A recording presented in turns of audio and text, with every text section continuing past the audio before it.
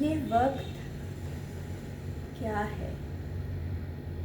ये क्या है आखिर के जो मुसलसल गुजर रहा है? ये जब ना गुजर रहा था तब कहाँ था? कहीं तो होगा। गुजर गया है तो अब कहाँ है? कहीं तो होगा कहाँ से आया, किधर गया है? ये कब से कब तक का सिलसिला है? ये वक्त क्या है? জাভেদ আখতারের এই যে কথাগুলো, এগুলো তিনি বলেছেন কাল সম্বন্ধে। কালের কি গতি আর আমাদের যে জন্ম মৃত্যু আর এই যে পুনর্জন্ম, তা নিয়ে আজকে একটু ভাবতে বসেছি। আমাদের দেশে আমরা পুনর্জন্মে বিশ্বাস করি, আর কিন্তু এটা একটা হেয়ালি বা মানে কিছুটা সন্দেহের মধ্যেই আমরা এখনো আছি। কারণ মানুষ মারা গেলে সে আবার জন্মায় কিনা, আর যদিও বা জন্মায় তাহলে কি রূপে জন্ম নেয়, এই ভাবনাগুলো কিন্তু আমাদের কাছে আসে, এবং এর সমাধান কেউ এখনো দিতে পারেনি বা পারবেনও না, কারণ পুরোটাই অপ্রত্যক্ষ। মরণের পর সূক্ষ্ম দেহের চলাচল, তার গতি প্রকৃতি, এর হদিশ দার্শনিক বা দিব্যদর্শী যারা আছে তারা নিজেদের মতো করে দেওয়ার চেষ্টা করেন, এবং মারা গেলে পরে 1 বছর চলে তার মানে চলে প্রেত অবস্থা, তারপরে সপিণ্ডীকরণ হয় এবং তার সঙ্গে সঙ্গে আর একটা ভোগ দেহ তৈরি হয়। এরপরে আবার সে মানে জন্ম লাভ হয়, এবং এই যে একটা যে মানে চলে যে আবার যে একটা পুনর্জন্ম লাভ হয়, এই যে সংসারে আসা যাওয়া, এবার আবার তো একদিন যে মায়া কাটিয়ে সবাই তো আমাদের প্রিয়জনেরা চলে যাবে একদিন, কোথায় আবার জন্ম নেবে সেটা কিন্তু কেউ আমরা জানি না। এবার এই যে ঋগ্বেদে যে এই যে কালদর্শী ঋষিরা, তারা কিন্তু দেবতাদের মানে এই যে প্রাণহর দেবতাদের কাছে প্রার্থনা করে চলেছে। তারা কি আরাধনা করে? তারা পুনর্জন্মের আরাধনা করে, এবং এই সেখানে তারা কি চাইছে? তারা চক্ষু চাইছে, প্রাণ ও শক্তি চাইছে, চেতনা চাইছে। কিসের জন্য? তারা সব কিছু চাইছে ভোগ করার জন্য, পুনর্জন্ম চাইছে ভোগের জন্য। আমরা কি চাই? আমরা কি জানি যে বেদে আছে কি? আমরা ভাবি যে সেখানে তো আমরা মুক্তি চাই, কিন্তু মুক্তির বদলে কিন্তু ভোগের কথা বলা হচ্ছে।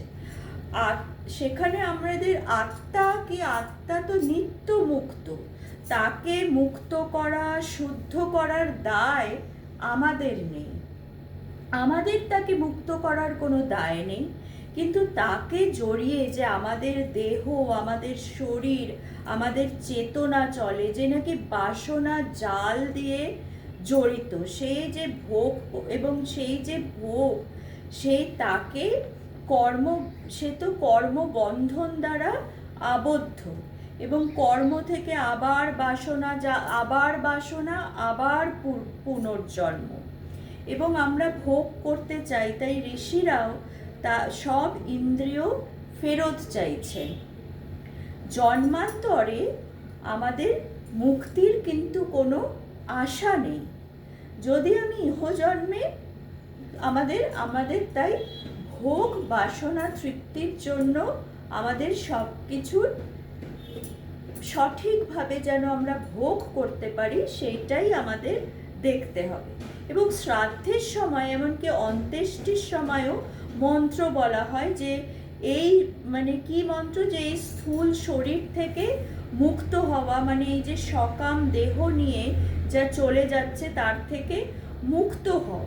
কিন্তু আমরা কিন্তু এটা পুরোহিতরা মন্ত্র বলে যে তুমি মানে যে চলে যাচ্ছে তার উদ্দেশ্যে মন্ত্র বলে যে সে যেন মুক্তি লাভ করে, কিন্তু আমরা এটা বুঝতে পারি না যে আমরা কিন্তু প্রত্যেকেই আমাদের কর্ম অনুযায়ী আমরা চলে যাচ্ছি, এবং আমাদের ইচ্ছের সেখানে কিন্তু কোনো দাম নেই। আমরা যারা চলে যাচ্ছে বা আমরা যে চলে যাব, আমরা ঠিক একটা আমরা একটা ব্যাগেজের মতো আমাদের কর্মফল নিয়ে আমরা চলে যাব। সেখানে কিন্তু আমাদের এই যে শ্রাদ্ধ কর্ম, সেটা কিন্তু আমাদের কোনো রকম মুক্তি দিতে পারবে না। এই যে ভোগ শরীরটাকেই আবার আবার আমরা সেই ভোগ শরীর নিয়েই আমরা আবার জন্ম নেব, এবং মুক্তি নির্ভর করে কিন্তু সম্পূর্ণ আমাদের কর্ম ফলের উপর। এই জন্মে যা যা আমাদের ভোগ হলো না, পরের জন্মে আবার যেন আমরা সেই সব পাই, এবং ভোগই একমাত্র আমাদের কাম্য। এবং কথায় কথায় আমরা কিছু একটা না পেলেই আমরা বলি, দেখবেন যে এ জন্মে তো হলো না, পরের জন্মে। এবং তাহলে ভোগই যদি আসল হয়, তাহলে আমাদের কি করা উচিত? ভালো কর্ম করা উচিত, কারণ এ জন্মে পুণ্য কর্ম করলেই পুণ্য হবে, এবং ভোগ লাভ পুণ্য হবে, এবং ভালো ভোগ আমরা করতে পারবো। আর খারাপ করলে পরের জন্মে সেই রকম শরীর লাভ করব যা নাকি ভোগের জন্য উপযুক্ত নয়, বা ভোগ করলেও বুঝতেই পারবো না যে কি ভোগ করছি।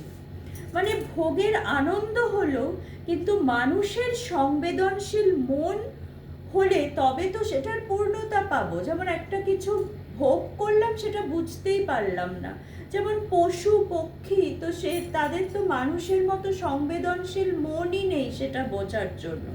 এবং ভগবদ্গীতাতেও আছে, মরণকালে বা মৃত্যুর আগে যা যা ভাববো, পরের জন্মেও কিন্তু সেটাই পাবো। যেমন জড়ভরতের গল্পে আছে যে তিনি একটা জন্মে একটা হরিণ শিশুকে এতটাই ভালোবেসেছিলেন, এবং তাকে তার মৃত্যুর সময় এত কেঁদেছিল যে এক জন্মে সে একটা হরিণ শিশু হয়েই জন্ম নিয়েছিল। তাই আমরা অনেকেই পুনর্জন্মে বিশ্বাসী, এবং তাই যদি আমরা তার কথা ভগবানের কথা না ভাবি, তবে আবারও নতুন পিতা, নতুন মাতা, নতুন সংসার চক্র, এটা কিন্তু চলতেই থাকবে। পূর্বের বাসনাময় দেহ ভূত দেহে যুক্ত হব, এবং বারবার পুনর্জন্ম হবে। এবং দেখবেন যে দেবীকেও, আর যখন দেবীর বিসর্জনের সময়ও কিন্তু ঠাকুরমশাই কি করে, যে ঘটটা নাড়িয়ে কি বলে, পুনরাগমনায়চ। আর তারপরে এই যে শ্রাদ্ধ করার সময়ও তাকে আমাদের বলা হয় কি, শ্রাদ্ধের পরে যে ভোগ দেহ নিয়ে জন্ম লাভের জন্য আবার আহ্বান করা হয়। এবং এই যে কর্মফলই কিন্তু আসল, এবং ঈশ্বর তো আছেনই, তিনি জীব চেতন, তিনি সাক্ষী, এবং আমরা কিন্তু যা করি এবং সেই অনুযায়ী কিন্তু জন্ম লাভ করব। এবং আমরা যদি ভগবানের কাছে মাথাও ঠুকি যে ভগবান আমাদের ভালো করো, আমাদের যেন ভালো জন্ম লাভ হয়, ভগবান কিন্তু এখানে কিছুই তিনি করতে পারবেন না। আমাদের কর্ম অনুযায়ী আমাদের জন্ম লাভ হবে, ভগবান তা ঠিক করে দেবেন না। সম্পূর্ণ স্বাধীনতা আমাদের উপরে আছে। সেখানে পূর্ণ কর্ম আমরা করব, পূর্ণ ভোগ দেহ আমাদের তৈরি হবে। আর যদি সেখান থেকে মুক্তি চাই, তাহলে এখন থেকেই আমাদের কি করতে হবে, ভোগ করা বন্ধ করে দিতে হবে এবং বৈরাগ্যের চেষ্টা করতে হবে। কিন্তু আত্মার মুক্তি নেই, অ্যাটাচমেন্টের মধ্যেও আমাদের একটা আনঅ্যাটাচড ভাব রাখতে হবে। আর তা না হলে কি, ভোগ দেহ ধারণ করতে হবে, এবং অসুবিধা নেই, কারণ আমরা আগেই দেখেছি যে ঋগ্বেদে কিন্তু মহান যারা কালজয়ী ঋষি তারাও কিন্তু ভোগ দেহই চাইছে। এবং তাই যতদিন না একেবারে আমরা কামনা বাসনা শূন্য হয়ে যেতে পারি, আমরা ভালো কর্ম করব, বাস এতটুকুই আমাদের কাম্য।